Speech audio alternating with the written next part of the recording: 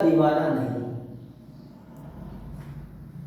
Okay, जीवन में यदि आपको आगे बढ़ना है, ये बात दिल में, दिमाग में, अंतर आत्मा में बिठा के चलो। हमको दुनिया की सारी चीजें, हमें सिर्फ और सिर्फ अपना लक्ष्य दिखना चाहिए, और जब तक हमारे पास हमारा लक्ष्य ना हो तब तक कभी हमें रुकना नहीं चाहिए, थकना नहीं चाहिए, निराश नहीं होना चाहिए, हताश नहीं होना चाहिए, परेशान नहीं होना चाहिए, टूटना नहीं चाहिए, बिखरना नहीं चाहिए, हटना नहीं चाहिए।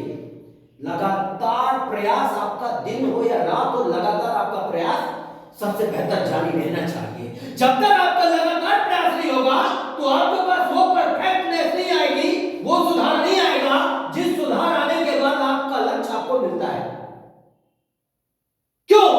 क्योंकि आप महसूस कीजिए, दुनिया में बहुत सारे ऐसे लोग, ऐसे टैलेंटेड और काबिल लोग कई बार हार मान जाते हैं जब उनका लक्ष्य उनकी नजरों में दिखाई नहीं देता, बीच रास्ते पर रुक जाते हैं, निराश हो जाते हैं। कई बार मेरे ही ट्रेनिंग सेशन में कई बार ऐसे मैंने कई छात्रों को देखा है, यार कब तक मैं ट्रेनिंग करूंगा, कब तक मैं ऐसा करूंगा, कब तक मैं सीखूंगा, बहुत तो सीख लिया, फिर भी अभी वो मेरे अचीवमेंट नहीं है जिस अचीवमेंट के लिए मैं आया था। और कई लोग बीच में ड्रॉप हो जाते हैं, कई लोग दूसरों के बहकावे में चले जाते हैं, कई लोग रास्ते को छोड़ देते हैं, कई लोग मोह माया जाल में फंस करके बिखर जाते हैं। नतीजा क्या हुआ? क्या उन्होंने इतिहास रच दिया? क्या उनको कोई राष्ट्रपति पुरस्कार मिल गया? क्या उन्होंने अपने देश के लिए कोई बड़ा काम कर दिया? नहीं किया।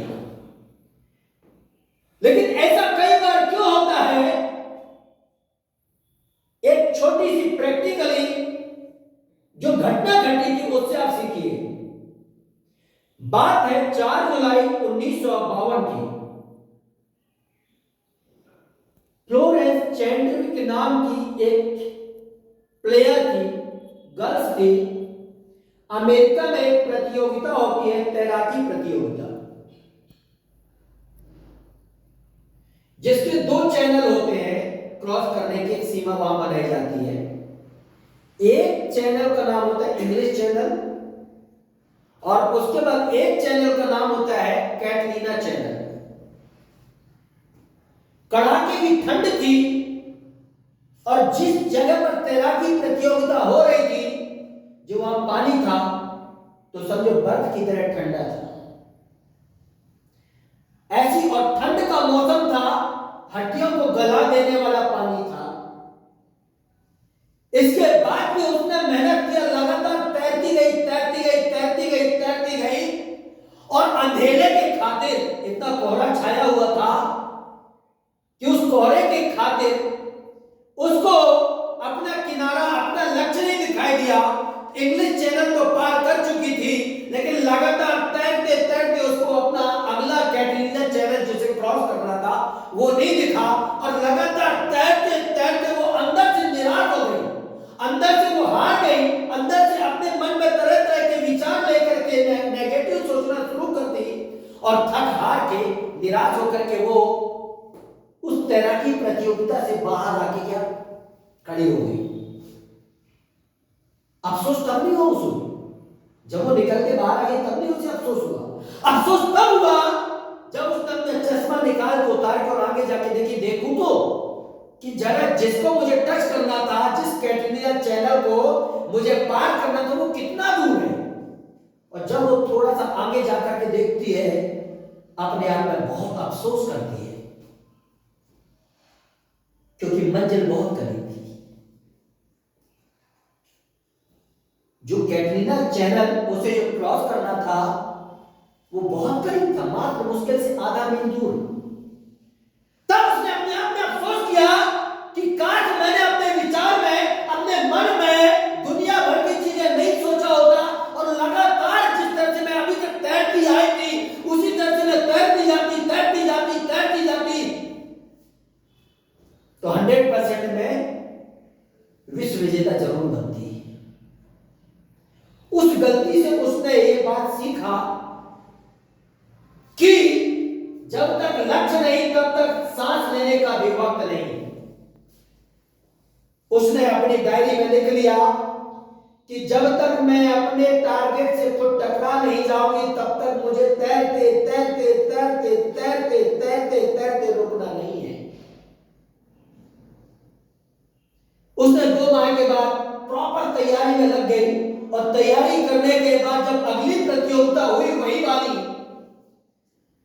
उस प्रतियोगिता में उसने तब तक तैराकी किया, तब तक तैराकी किया, तब तक तैराकी किया, चैनल को पार करने के बाद भी, जब तक कि दूसरे उसके जो कोच लोग थे उन्होंने पकड़ करके बाहर नहीं ले आया कि बेटा तू जीत चुकी, बेटा तू सबसे आगे है। और आगे ही नहीं है, कम समय में तुमने पुरुषों के द्वारा बनाया गया जो रिकॉर्ड है ना, तूने उसको भी तोड़ दिया। और उसे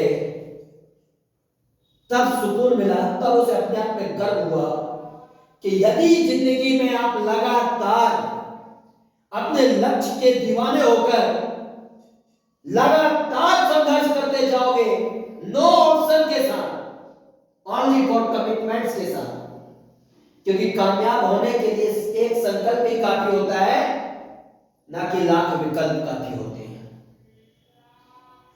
तो वो संकल्पित होकर के जब वो लगातार तैराकी करती गई, उसने विश्व के सारे पुरुषों का रिकॉर्ड तोड़ करके कम समय में और इतनी लंबी तैराकी प्रतियोगिता की एक विश्व विजेता फ्लोरेंस चैडविक नाम की महिला अपने आप को बनाकर दिखाई है।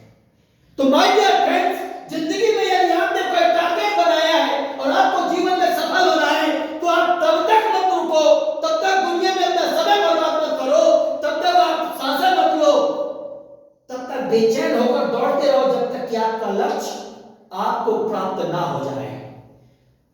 वरना ये संतुष्टि रूपी जीवन इंसान के जीवन को नरक बना देता है।